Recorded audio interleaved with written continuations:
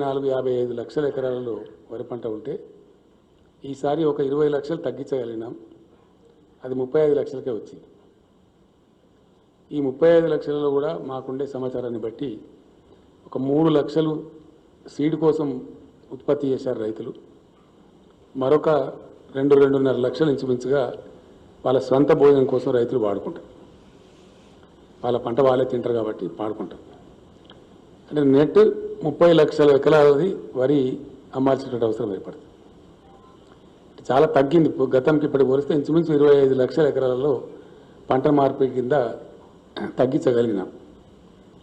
అయినప్పటికీ కొన్ని వందరు పొలాలు కొన్ని ఇతరత్ర ఉండి రైతులు పండిస్తారు కాబట్టి దీన్ని తీసుకోవాల్సిన బాధ్యత ప్రభుత్వం మీదనే ఉంటుంది. గతంలో కూడా నేను ఒకసారి చెప్పినా, మళ్ళా కూడా నేను చెప్తున్నాను. ప్రపంచవ్యాప్తంగా ఆహార రంగంలో ఫుడ్ సెక్యూరిటీ విషయంలో అన్ని దేశాలు కూడా స్వావలంబన ఉండాలని కోరుకుంటాయి. అందుకోసం భారతదేశంలో కూడా ఫుడ్ సెక్టార్ చాలా ఇంపార్టెంట్ సెక్టార్ కాబట్టి ప్రపంచంలోనే పెద్ద జనాభా ఉన్న దేశాలలో భారత్ 2వ స్థానంలో ఉంది. కాబట్టి ఏదైనా ప్రకృతి వైపరీత్యాలు సంభవించి అకాలం లేదా అతివృష్టి వచ్చి ఇబ్బందులు ఏర్పడితే దేశంలో ఆహార కొరత రాకూడదు. ఆ దృష్టితో తెచ్చిందే గతంలో ఫుడ్ సెక్యూరిటీ యాక్ట్. ఈ ఫుడ్ సెక్యూరిటీ యాక్ట్ ద్వారా ఆ బాధ్యతను భారత రాజ్యాంగం కేంద్ర ప్రభుత్వం మీద పెట్టింది. కేంద్రం ధాన్యం సేకరించాలి, ఆ పద్ధతిలో సేకరిస్తూ ఉన్నారు. Minimum 2-3 years buffer stocks maintain చేయాల్సిన బాధ్యత మీద ఉంటుంది, ప్రభుత్వం మీద ఉంటుంది.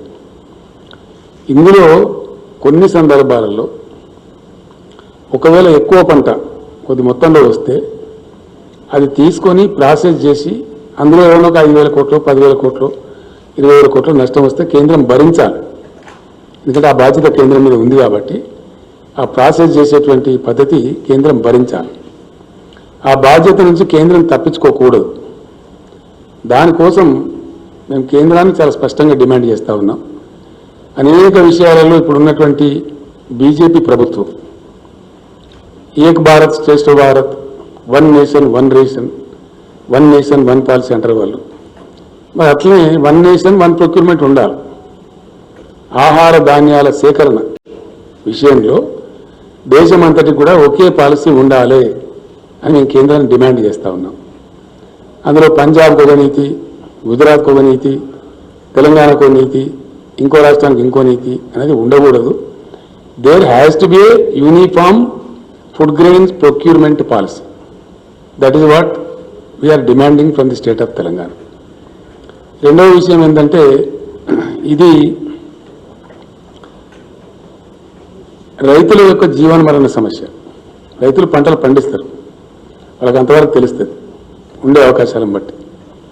కాబట్టి ఆ పంట తీసుకునే విషయంలో కాలికి పెడితే మెడకు, మెడకు పెడితే కాలికి, దానికి ఏదో మెరమెచ్చి కాలు చెప్పి తప్పించుకొని చూడడం కరెక్ట్ కాదు. పాలసీ అనేది ఒక రకంగా ఉండాలి. పంజాబ్లో కూడా గతంలో చాలా ఉద్యమాలు జరిగినాయి. ఆ రోజులలో చౌదరి చరణ్ సింగ్ గారు, దేవిలాల్ గారు, సుర్జీత్ సింగ్ బర్నాలా గారు, ఇంకా చాలామంది కర్ణాటక నుంచి ప్రొఫెసర్ నంజుండ స్వామి గారు, స్వామినాథన్ గారు తదితర పెద్దలందరూ కూడా చాలా పెద్ద ఎత్తున ఉద్యమాలు చేస్తే పంజాబ్ హర్యానా రాష్ట్రాల నుంచి 100% ప్రొక్యూర్మెంట్ చేస్తూ ఉన్నారు. 2 పంటలు చేస్తూ ఉన్నారు. ఎంత వడ్డు పడినా 100% తీసుకుంటున్నారు, ఎంత గోధుమలు పండినా 100% ప్రొక్యూర్మెంట్ చేస్తూ ఉన్నారు. మేము డిమాండ్ చేస్తున్నది ఏంటంటే, మేము కొత్త రాష్ట్రంగా వచ్చిన తర్వాత చాలా కష్టపడి కేంద్రం యొక్క సహాయం లేకపోయినా మేము ఇరిగేషన్ ప్రాజెక్టులు కట్టుకొని నీళ్లు తెచ్చుకొని భూగర్భ జలాలు పెంచుకొని 24 గంటలు ఉచిత కరెంట్ ఇచ్చి సెస్ లేకుండా వాటర్ ఇచ్చి మంచి ఉత్పత్తులు సాధిస్తూ ఉన్నాం. తద్వారా రైతుల ముఖాలలో వెలుగు నిండుతూ ఉంది. ఆత్మహత్యలు తగ్గిపోయినాయి, వలసలు తగ్గిపోయినాయి, తెలంగాణ ప్రశాంతంగా ఉంది. ఈ ప్రశాంతతను ఇట్లా కంటిన్యూ చేయడానికి, రైతుల యొక్క ఆర్థిక పరిస్థితి మెరుగుపరచడానికి ఈ ధాన్యం సేకరణ విషయంలో, తెలంగాణ విషయంలో గతంలో కూడా కేంద్రం లేనిపోయిన ఇబ్బందులు పెట్టింది. ఆ రకంగా కాకుండా దయచేసి ఎటువంటి ఇబ్బందులు లేకుండా మొత్తం ఇప్పుడు యాసంగి పంటలో వచ్చే వరి ధాన్యాన్ని కొనుగోలు చేయాలని చెప్పి కేంద్రాన్ని మేము డిమాండ్ చేస్తూ ఉన్నాం. అది ఇక్కడ ఇంకోటి ఏంటంటే కాలుకు పెడితే మెడకు పెడితే కాలుకు అన్నట్టు కొన్ని మాటలు వాళ్ళు మాట్లాడుతూ ఉన్నారు. అది సమంజసం కాదు. ఈరోజు కూడా ఇంతకుముందే ఢిల్లీలో వచ్చినట్టుగా వార్త మాకు వచ్చింది. అది ఎంతవరకు నిజమో మాకు తెలియదు. మేము స్ట్రేట్ అవే ఒకటే డిమాండ్, ఎంఎస్పీ నిర్ణయించేది బియ్యానికి కాదు, ధాన్యానికి. మినిమం సపోర్ట్ ప్రైస్ అనేది వడ్లు కొనడానికి నిర్ణయిస్తుంది ప్రభుత్వం. ఎంఎస్పీ ప్రకారమే పంజాబ్లో మొత్తం మీరు ప్రొక్యూర్ చేస్తున్నారు, దాని తర్వాత మిల్లింగ్ చేసుకుంటున్నారు. అదే పద్ధతిలో మా వడ్లు కూడా మొత్తం ఎంఎస్పీ ద్వారా కొనండి. ఇక దాన్ని రైజ్ చేసుకుంటారా, బాయిల్ రైజ్ చేసుకుంటారా, భాగవతం ఆడించుకుంటారా, అది మీ బాధ్యత. మీకు ఎట్లా పడి ఉంటే అట్లా చేసుకోండి, మీకు ఏ అనుకూలమైతే అది చేసుకోండి. కానీ మీరు బాయిల్ రైస్ వేయాలి, మేము ఎందుకు ఇస్తామండి బాయిల్ రైస్? నాకు అర్థం కాదు, అది మాకేం సంబంధం? You take paddy and pay the MSP, that's all. It's very simple. As you are doing it in Punjab, nothing plus nothing minus. Punjab ఎడల ఏ నీతి అయితే అవలంబిస్తున్నారో అదే నీతి మా ఎడలో అవలంబించమని కోరుతున్నాం. మేము దాన్ని బాయిల్ చేసి తీసుకుంటారా, మీరు ఇంకోటి చేసుకుంటారా, మీరు చేయించుకోండి, మాకు సంబంధం ఏంటి? అసలు మేము ఎందుకు చేయించాలి? What will be our concept? మా దగ్గర ధాన్యం తీసుకోండి ఎంఎస్పీకి, as you are taking in Punjab. దయచేసి ఇందులో ఇది రైతులకు సంబంధించిన సమస్య కాబట్టి, కొత్త రాష్ట్రం కాబట్టి, మీ సహకారం లేకున్నా కానీ మేము ఇంత అభివృద్ధి సాధించినాం, ఇంత గొప్ప పని చేసినాం. కాబట్టి దీన్ని హర్షించి, దీన్ని గౌరవించి మీరు యథావిధిగా ధాన్యం తీసుకోవాలి, అందుకు తగిన ఉత్తర్వులు జారీ చేయాలని చెప్పి రేపు మా మినిస్టర్ల బృందం, పార్లమెంట్ సభ్యుల బృందం ముందుగా ఆహార శాఖ మంత్రి గారిని కలుస్తారు, మెమరాండం ఇస్తారు, రిక్వెస్ట్ చేస్తారు. వాళ్ళు సమ్మతిస్తే చాలా సంతోషం. సమ్మతించని పక్షంలో ఎంత పోరాటానికైనా సిద్ధం కావాలని ఈరోజు సమావేశం నిర్ణయించారు. ఈ పోరాటం ఆషామాషిగా మాటలు, పేపర్ స్టేట్మెంట్లు అట్లా ఉండదు, యాక్షన్ ఓరియంటెడ్గా ఉంటుంది. డెఫినెట్గా యాక్షన్ ఓరియంటెడ్గా ఉంటుంది. చాలా పెద్ద ఎత్తున ప్రజాస్వామ్యయుతంగా ఆందోళన చేయడం మాకు టీఆర్ఎస్ పార్టీకి, తెలంగాణ ప్రజలకు వెన్నుతో పెట్టిన విద్య. డెఫినెట్గా తెలంగాణ ఉద్యమ స్థాయి ఎంత ఉధృతంగా ఉండేనో అంత ఉధృతంగా పోరాటం చేస్తాం. ఖచ్చితంగా కేంద్రం అల్టిమేట్గా తీసుకునే వరకు విశ్రమించే ప్రశ్న ఉత్పన్నం కానే కాదు.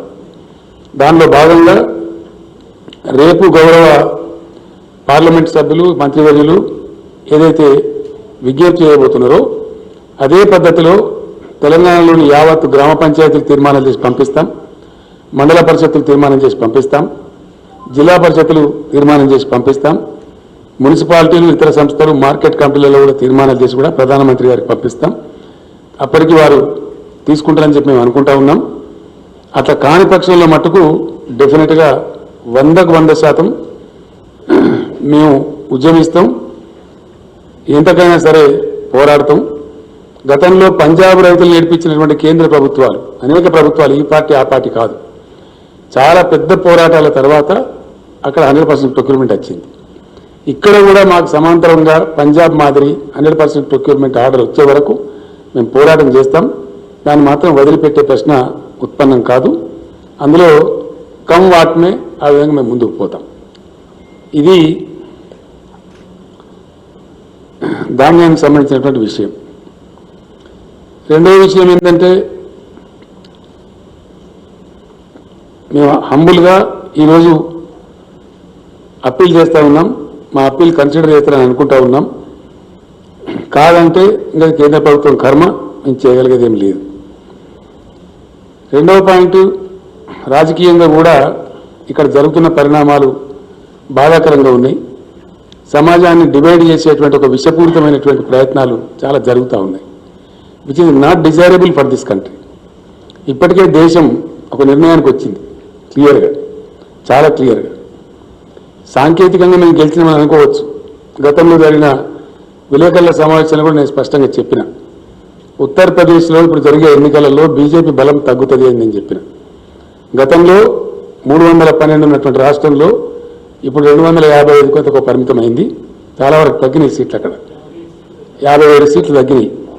ఇది దేనికి సంకేతమో బీజేపీ ఆలోచించుకోవాలి. అట్లాగే ఉత్తరాఖండ్లో కూడా గతంలో 57 సీట్లు ఉంటే ఇప్పుడు 47 సీట్లకు పోయింది. అక్కడ కూడా పరిస్థితి దిగజారింది. పంజాబ్ నుంచి అయితే రైతుల ఆక్రోశం ఏ రూపంలో వెలువడిందో అక్కడికి తరిమి కొట్టేసినారు. ఈ రకంగా బీజేపీ పరిస్థితి దిగజారిపోతూ ఉంది. ఇది స్పష్టమైనటువంటి పరిస్థితి కనపడతా ఉంది. అదే పద్ధతులలో చాలా క్లియర్గా దేశం ఒక నిర్ణయానికి వచ్చింది. ఎందుకంటే 8 సంవత్సరాలు గడిచిపోయింది భారతీయ జనతా పార్టీ ప్రభుత్వం వచ్చి. ఏదైనా మంచి పని చేయాలంటే, దేశానికి ఏదైనా కొత్తగా ఏర్పాటు చేయాలంటే, నవీన పద్ధతిలో అద్భుతమైన ఆవిష్కరణలు జరగాలంటే 8 సంవత్సరాలు చాలా ఎక్కువ సమయం, ఆల్మోస్ట్ 80% టైం 2 టర్మ్స్లో. ఇంకా అయిపోయింది, వీళ్ళు ఏమి చేయరనేది తెలిపోయింది. వీళ్ళు ఎందుకంటే ఒక్కటి కొత్త ప్రాజెక్టు కట్టలేదు, దేశంలో ఒక కొత్త ఫ్యాక్టరీ పెట్టలే. It's a hard fact. No country is coming to a decision that this batch should go. ఈ దేశం బాగుపడాలంటే, కొత్తదనం రావాలంటే, దేశం అభివృద్ధి పదంలో ముందుకు పోవాలంటే ఈ ప్రభుత్వం పోవాలని ఒక నిర్ణయానికి వచ్చింది. ఆ రకంగా దేశంలో ఫలితాలు కూడా కనపడతా ఉన్నాయి. ఎందుకంటే వీళ్ళు చేసింది ఏం లేదో తెలిసిపోయింది. మేము మొన్న అసెంబ్లీలో కూడా చెప్పడం జరిగింది, యూపీఏ గవర్నమెంట్ బాగలేదని తీసేసి బీజేపీ పార్టీకి అధికారం ఇస్తే అంతకన్నా అధ్వానమైన పరిస్థితులు ఇప్పుడు దాపరించినాయి. ఆ రోజు ఉన్నదానికంటే పరిస్థితులు అన్ని రంగాలలో దిగజారిపోయినాయి. ఒకటి రంగం, 2 రంగాలు కాదు. జీడిపి 8% గ్రోత్ ఉన్నటువంటిది ఆ రోజు యూపీఏలో ఇప్పుడు 9%కో 10%కో పోవాల్సింది 6% పడిపోయింది. అన్ఎంప్లాయ్మెంట్ రేటు అప్పుడు 5.2, 4.7 ఆ ప్రాంతంలో ఉంటే ఇప్పుడు 7.4 పోయింది. డిసెంబర్ 2020కి అది 9.3 పోయిందని చెప్పి రిపోర్ట్స్ చెప్తా ఉన్నాయి, కేంద్రం లెక్కలు చెప్తా ఉన్నాయి. అంటే నిరుద్యోగిత రేటు బాగా పెరిగిపోయింది. అట్లనే ఈ ప్రభుత్వం కూడా తన పనితనం చూపెట్టింది. ఎందుకంటే 2-3 విషయాలు మనకు స్పష్టంగా కనపడతాయి. మాకు ఇంతే వస్తుంది, మాకు ఇంతకన్నా ఎక్కువ రాదని వాళ్ళు బయట పెట్టుకున్నారు. ఈ 8 సంవత్సరాల పరిపాలనా కాలంలో ఇప్పుడు మేము చేయగలిగేది, మా ప్రతిభ గింతే, మా వ్యుత్పత్తి గింతే, మా సామర్థ్యం గింతే అనేది వాళ్ళు చెప్పుకున్నారు దేశానికి. వాళ్ళ ఆచరణ ద్వారానే బయటపడ్డది. ఎందుకంటే 8 సంవత్సరాలలో కొత్త ప్రాజెక్టు కడితే మనకు తెలుస్తుంది, మనందరికి కూడా కొత్త ఫ్యాక్టరీ పెట్టినా మనందరికి తెలుస్తుంది. ఎక్కడ లేదు, అది లేకపోగా ఉన్నాయని కూడా అమ్మేసే పరిస్థితి కూడా మనం చూస్తూ ఉన్నాం. ప్రభుత్వ రంగ సంస్థలన్నీ కూడా చాలా చౌకగా, కారు చౌకగా తమ దాబదారులకు కట్టబడుతున్నటువంటి మాట వస్తూ ఉంది. రెండోది ఏమైపోయింది, పాపులర్లీ ప్రజలకు 2 విషయాలు వచ్చినాయి కొత్త నినాదాలు. అయితే డిమానిటైజేషన్, లేకపోతే మానిటైజేషన్. అయితే డిమానిటైజేషన్ చేయాలా, లేకపోతే మానిటైజేషన్. గ్రామ పంచాయతీలు కూడా కుదవబెట్టుకోని రోజు చెప్పారు వీళ్ళు. మీ గ్రామాలు అభివృద్ధి చేసుకోవాలంటే గ్రామ పంచాయతీలు కూడా మానిటైజేషన్ చేసుకోండి. పంచాయతీరాజ్ అసెట్స్, ఊళ్ళలో ఉన్న ఆస్తులు కూడా మానిటైజ్ చేసుకోమన్నారు. ఆ విధంగా పోతా ఉంది. ఇంకో బాధాకరమైన అంశం ఏంటంటే, దేశంలో ఏం జరుగుతుంది అనేది పరిశీలించినప్పుడు ఇది మేధావులు, ముఖ్యంగా యువత ఆలోచించాల్సిన అవసరం ఉంది. నిన్న ఈరోజు చూస్తూ ఉన్నాం. ఇప్పుడు ఫేమస్ ఒక కథ సోషల్ మీడియా ద్వారా నాటబడుతున్న విష ప్రచారం, అవాంఛనీయమైనటువంటి, అనారోగ్యమైనటువంటి, ఏ రకంగా కూడా ఆహ్వానించతగనటువంటి ఒక దుష్పరిణామాలు వస్తూ ఉన్నాయి. కాశ్మీర్ ఫైల్స్ ఇప్పుడు ఒక నినాదం. ఏదైనా ప్రోగ్రెసివ్ గవర్నమెంట్ ఉంటే irrigation files, industrial files, economic files, files ఉంటాయి. ఈ కాశ్మీర్ ఫైల్స్ ఏంటండి నాకు అర్థం కాదు. ఇది దిక్కుమాలిన వ్యవహారం. ఎవరికి కావాలని కాశ్మీర్ ఫైల్స్? దాంట్లో వచ్చేది సచ్చేది. ఢిల్లీలో కాశ్మీర్ పండిట్లో చెప్తున్నారు, మాకు జరిగినటువంటి దీన్ని ఓట్ల రూపంలో సొమ్ము చేసుకున్న ఒక దుర్మార్గమైన ప్రక్రియ ప్రచారం. మాకు అసలు ఏమి ఒక పైసా పనిచేయలేదు, మాకేం రిలీఫ్ రాలేదు, ఎటువంటి లాభం లేదు అని వాళ్ళు మొత్తుకుంటా ఉన్నారు. ఇప్పుడు నాలుగు ఉన్నాయి, సోషల్ మీడియాలో తిరుగుతూ ఉన్నాయి అవన్నీ.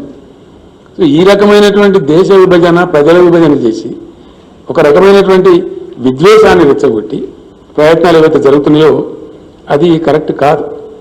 తెలంగాణ సమాజానికి అసలు జీర్ణం కాదు.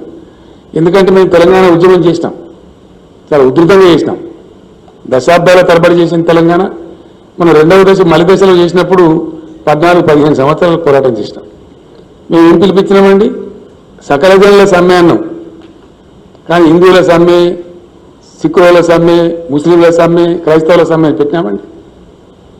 ఇంక్లూజివ్ ఒక అజిటేషన్ చేసిన, ఒక గ్రోత్ సాధించిన, ఒక ప్రగతి సాధించిన, it should be inclusive, it should be of the entire nation. ప్రభుత్వం గట్ల మాట్లాడాలి. కానీ దౌర్భాగ్యం ఏంటంటే బీజేపీ పాలిత రాష్ట్రాలలో అనేక రాష్ట్రాలలో సెలవులు ఇచ్చి ప్రభుత్వ ఉద్యోగస్తులను కాశ్మీర్ ఫైల్ సినిమా ఇవ్వమని చెప్తున్నారు. ఎటు పోతుందండి దేశం? ఏం దిక్కుమాలిన ప్రచారం ఇది? ఇదేం విభజన రాజకీయం?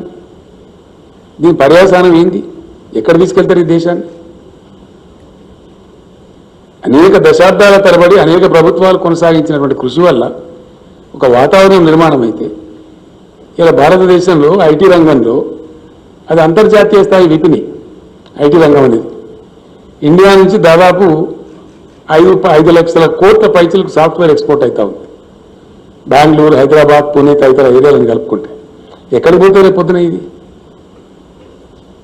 ఈ విభజన రాజకీయాలు పెట్టి విద్వేషాలు పెట్టి సమాజాన్ని విచ్చలవిడి ప్రయత్నాలు చేస్తే ఏం జరుగుతుంది? రేపు పొద్దున వాతావరణ కాలుష్యం ఏర్పడితే ఎవరు దానికి బాధ్యతలు వహిస్తారు రేపు పొద్దున? కాబట్టి డెఫినెట్లీ 100%. ఇంకోటి, ప్రభుత్వ అసమర్థత అనేక రూపాలలో బహుముఖీనంగా బయటపడ్డది. కరోనా వస్తే దాన్ని ట్యాకిల్ చేయడంలో చాలా ఘోరంగా విఫలమైంది కేంద్ర ప్రభుత్వం, చాలా ఘోరంగా.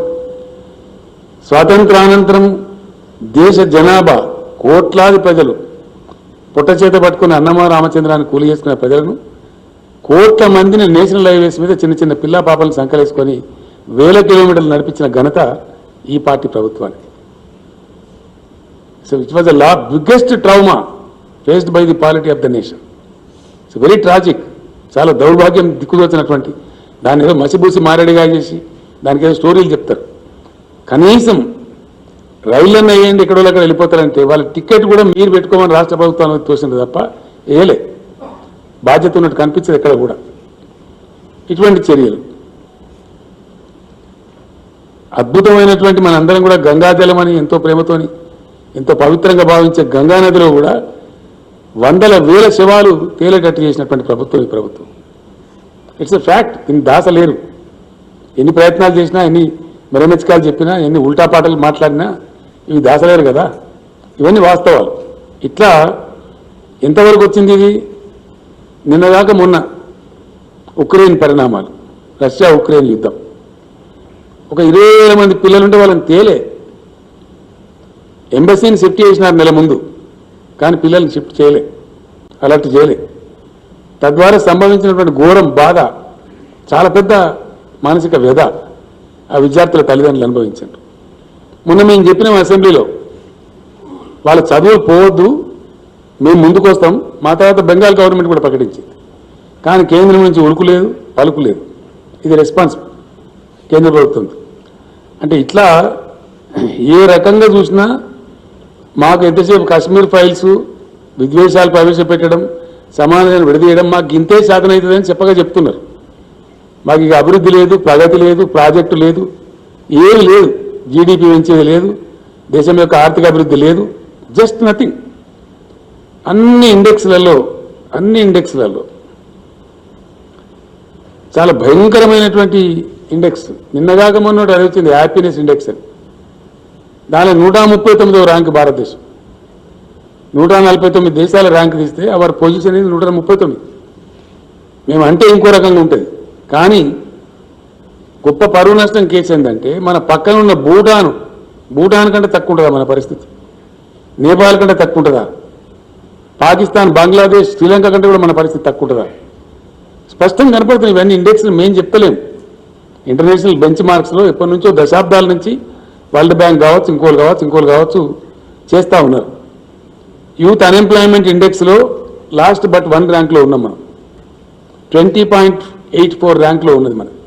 సిరియా కంటే కూడా అధ్వానమైన పరిస్థితిలో 23.01 ర్యాంక్. ఇంత ఘోరమైనటువంటి పరిస్థితి ప్రజాస్వామ్య విలువల పరిరక్షణలో కానీ, హ్యూమన్ డెవలప్మెంట్ ఇండెక్స్లో కానీ, హంగర్ ఇండెక్స్లో కానీ ఏ రకంగా చూసినా కూడా అన్నిట్లలో కూడా దేశం పురోగమనంలో ఉంది, తిరోగమనంలో లేదు. కాబట్టి రాజకీయంగా కూడా ఈరోజు మేము తీర్మానం చేసినాం, ఈ పార్టీ తీసుకొచ్చేటువంటి దుర్మార్గమైన విధానాలను, ఈ కశ్మీర్ ఫైల్స్ అనే ఫిలాసఫీని ఇదంతా కూడా తిప్పికొట్టాలి, ప్రజలను ఎప్పటికప్పుడు చైతన్యవంతం చేయాలి. అవసరమైతే బ్రహ్మాండమైనటువంటి పద్ధతులలో దీని వ్యతిరేక ఉద్యమాలు కూడా నిర్వహించాలని చెప్పి కూడా ఈరోజు అనుకున్నాం. డెఫినెట్గా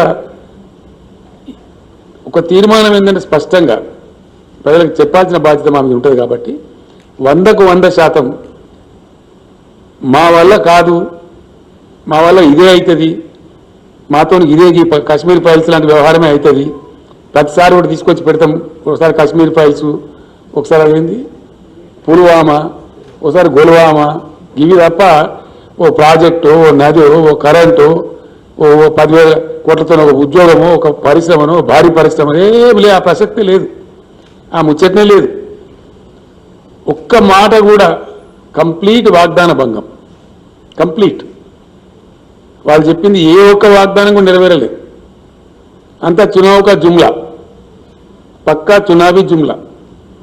ఏ ఒక్కటి కూడా 2 కోట్ల ఉద్యోగం ఇస్తామన్నారు, లేదు. 15 లక్షల ఖాళీలు ఇప్పుడు దేశంలో, అవి నింపాలి. మేము డిమాండ్ చేస్తా ఉన్నాం కేంద్ర ప్రభుత్వాన్ని. వాటి మీద కూడా మేము ధర్నాలు చేస్తాం. అదేవిధంగా అనేక ఇష్యూలు తెలంగాణ నుంచి. ధాన్యం కానీ అయిపోదు. ఈరోజు సభలో చాలా చర్చ జరిగింది. మాది ప్రత్యేకమైన పరిస్థితి, ఎందుకంటే రిజర్వేషన్ల వ్యవహారం ఉంది దేశంలో. బాధ్యతను చెప్పవలసి వస్తుంది.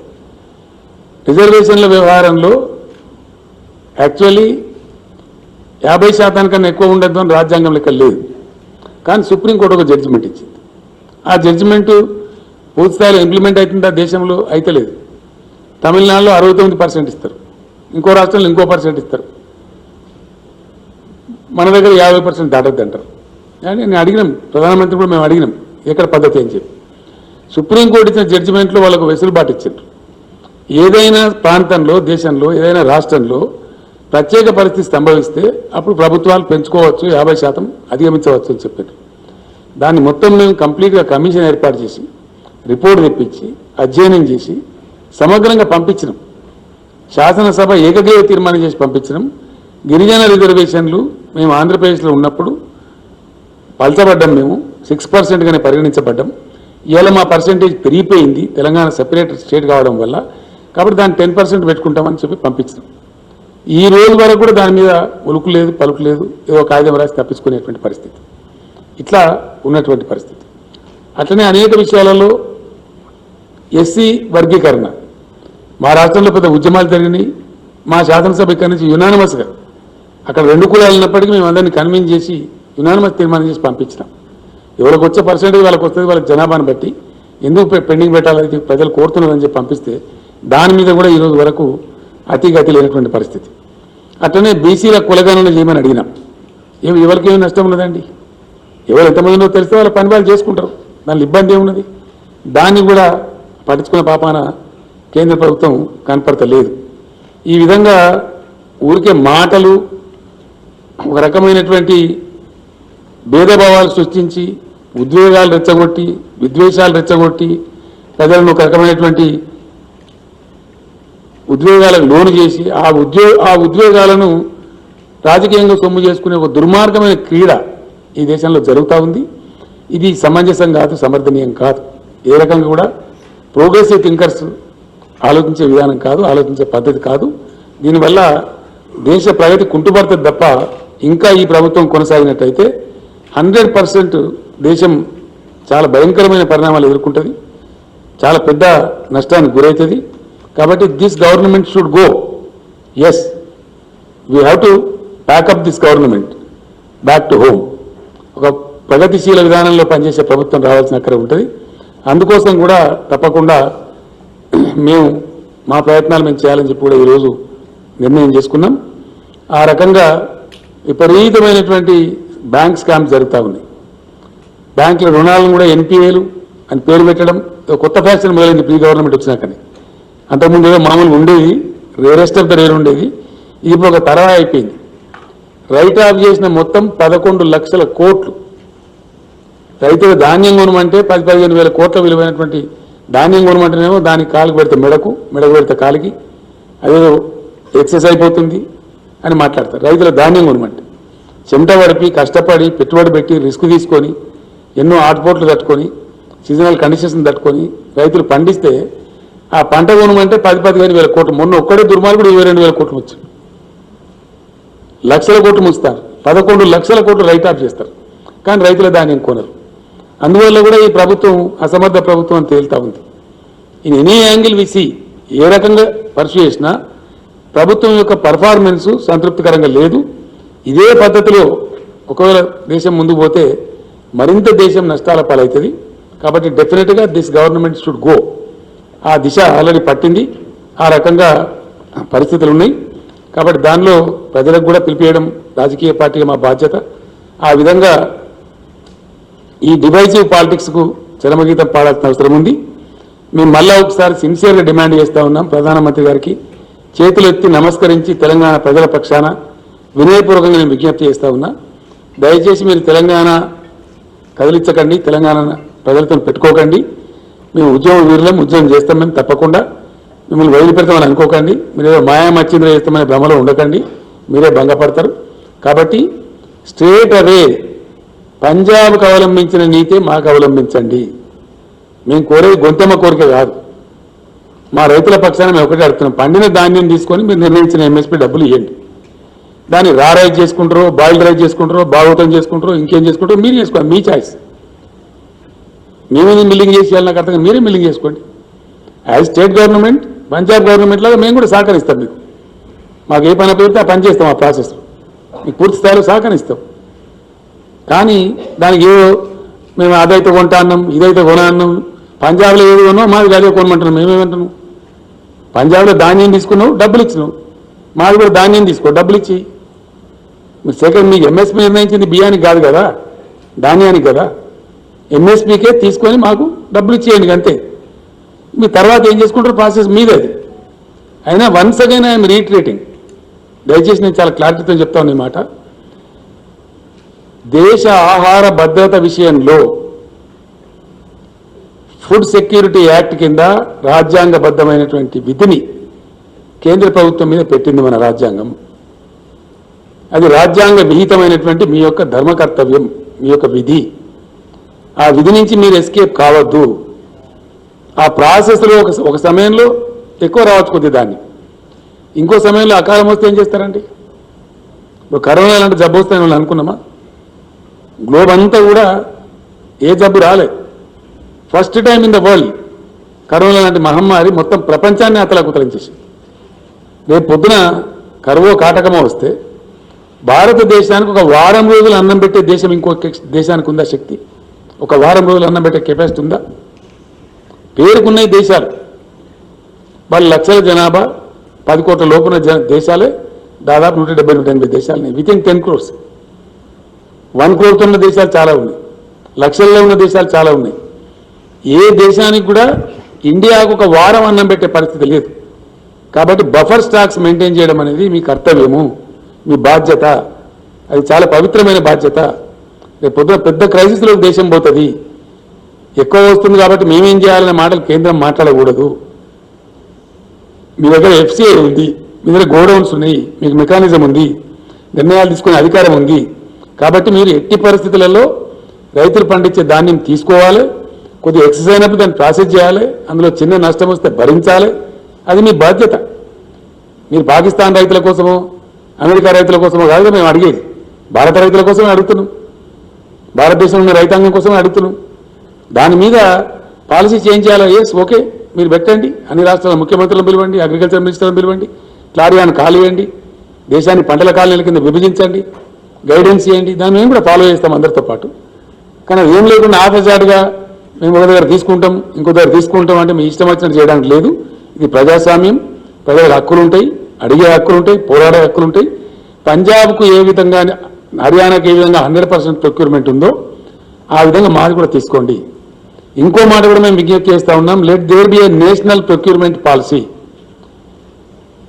జాతీయ స్థాయిలో ప్రొక్యూర్మెంట్ పాలసీ ఉండాలి. అది అందరికి సమానంగా ఉండాలి, ఒకటిగా ఉండాలి. అప్పుడే ధర్మం జరిగేటువంటి అవకాశం ఉంటుంది.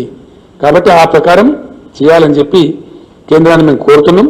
అట్లా చేయని పక్షంలో మట్టుకు చాలా పెద్ద ఎత్తున అనేక పోరాట రూపాలలో బ్రహ్మాండమైన పద్ధతిలో ఉద్యమం చేస్తాం. అవసరమైతే మొత్తం క్యాబినెట్ అంతా వెళ్ళి ఢిల్లీలో తీవ్రమైన నిరసన కార్యక్రమాలు కూడా చేపడతాం. ఇక్కడే ఉద్యమాలు నిర్మిస్తాం. మనం వెళ్ళినప్పుడు ఆ కిసాన్ నేతలు కొంతమంది నాకు కలిసినారు. తప్పకుండా మేము కూడా వస్తాం సార్, పార్టిసిపేట్ అవుతామని చెప్పినారు. జాతీయ స్థాయికి ఉద్యమాన్ని తీసుకొని పోతాం. కేంద్రాన్ని ఈరోజు ఇంకో డిమాండ్ కూడా నేను చేస్తా ఉన్నా. దేశంలో ఇప్పటి వరకు అందరికి రాజ్యాంగ రక్షణలు ఉన్నాయి, కానీ దేశానికి అన్నం పెట్టే రైతులకు ఇలా కాన్స్టిట్యూషనల్ సేఫ్టీ లేదు. ఎస్, డెఫినెట్గా ఈ దేశంలో అది రావాల్సిన అవసరం ఉంది. Let there be constitutional safety for the farmers. किसान के लिए संवैधानिक रक्षा की जरूरत है. किसानों का हकों को संविधान में शामिल किया जाए. हमारे पार्टी की तरफ से हम डिमांड कर रहे हैं, किसानों को बचाने के लिए, किसानों का गौरव बढ़ाने के लिए, किसानों को आत्मनिर्भर बनाने के लिए किसानों को संविधान रक्षा चाहिए. ये हमारा डिमांड है केंद्र सरकार के साथ. ये कोई उल्टा सुल्टा डिमांड नहीं है. इसीलिए हम कह रहे हैं कि किसानों को संवैधानिक रक्षा दो. एमएसपी के लिए हो, प्रोक्योरमेंट के लिए हो, पैदावारी के लिए हो, किसी भी चीज के लिए हो, let there be a constitutional coverage, constitutional safety to the farmers. I appeal to the Honorable Prime Minister. I appeal to the Food Minister. If you are farmer loving government, now prove your integrity. Come forward. Take the farmers into the constitutional net. Constitutional protection ఇవ్వండి. ఆ రకంగా రాజ్యాంగ సవరణ చేయండి. మీకు చిత్తశుద్ధి ఉంటే ఇదే పార్లమెంట్లో పెట్టండి కాన్స్టిట్యూషనల్ అమెండ్మెంట్కు. మా పార్టీ సపోర్ట్ చేస్తాం, దేశమంతా కూడా సపోర్ట్ చేస్తారు, హర్షిస్తారు. ఆ రకంగా చేయాలని కూడా మేము కోరుతా ఉన్నాం. Thank you. అది ఏ పర్సెంట్ మాకు సంబంధం లేదు. ధాన్యం తీసుకో, ఈ నీకు ఎట్లా మంచితే అట్లా చేసుకో, మాకెందుకు ఆ బాధ. మాకు నేను ఏమంటున్నా అంటే ఒకటే మా సింపుల్ ముచ్చట, పంజాబ్లో వడ్లు కొన్నావు, మావి కూడా వడ్లు కొని డబ్బులు ఇక అంతే. ఆ బియ్యం కథ దయ్యం కథ మాకెందుకండి, మాకెందుకండి. Why do I bother for that? As you have done in Punjab, do it in Telangana, that's all.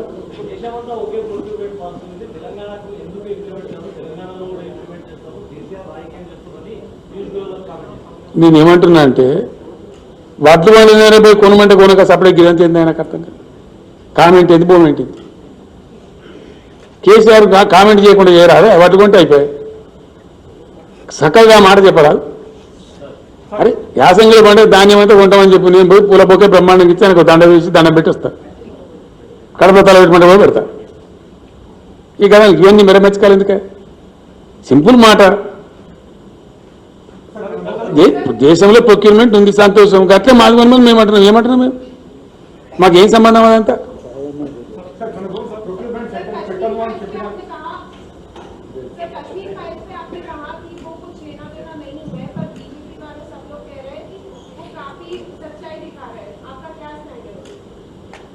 मैं समझा नहीं आपका क्वेश्चन को.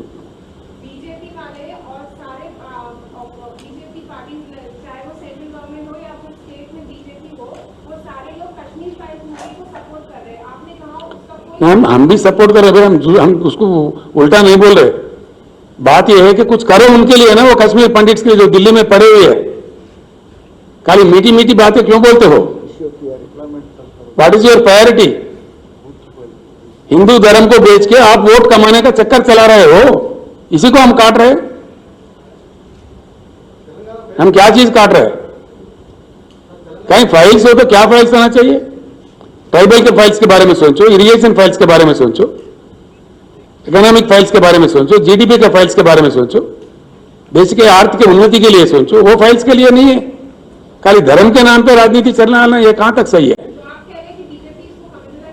100% कर रहे, बिल्कुल वो कह रहे.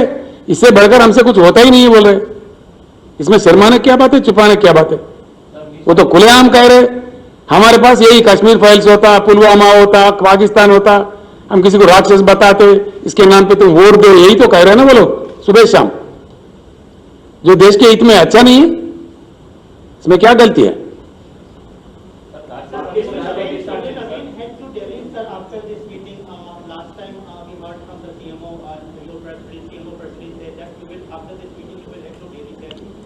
First of all, our minister's delegation, along with the Agriculture Minister and Civil Supplies Minister, along with our honorable members, will go and meet Mr. Piyush Goyal. Ask him. We will see his reaction. Thereby, if need be, I will myself go to Delhi. You will seek time from the Prime Minister. We will see. I can't say it now. We will go according to the developments. One more question, sir. In recent press conference, including this, you always talked about clean politics, inclusive politics, and developmental-based politics. But when we see in states, there are several delegations on your party MLAs and ministers, and we see that corruption is becoming mainstream here in states. No, not at all. Who says? There are, You tell me the detail. If you cannot make a general comment like that. sir, detail being You cannot generalize, you know. If there any specific issue is there, please bring it to my notice. We'll take action.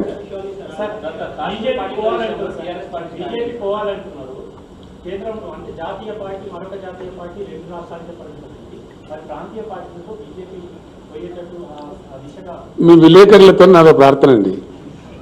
నేను మొన్న రాంచీలో కూడా చెప్పిన. రాంచీలో ఒక విలేకరు నన్ను అడిగిండు. నేను అక్కడికి వెళ్ళి మాట్లాడిన తర్వాత విలేకరుల సమావేశం ఇట్లా జరిపింటే అడిగిండ్రు. నేను ఏం చెప్తున్నా అంటే 100కు 100%. If you are interested you please read yesterday's Deccan Chronicle అని పేరేందన్నా పవన్ వర్మ అని ఒక ఆయన ఒక ఆర్టికల్ రాసిండు. It is definitely sure that there is a void in national politics. There is a vacuum, easily understandable word is vacuum at the national level. There is no doubt about it. దాని సందేహం ఏం లేదు, దాని సిగ్గుపడేది ఏం లేదు. ఆ void ఏ విధంగా భర్తీ కావాలా అనేది ఒక ప్రయత్నం.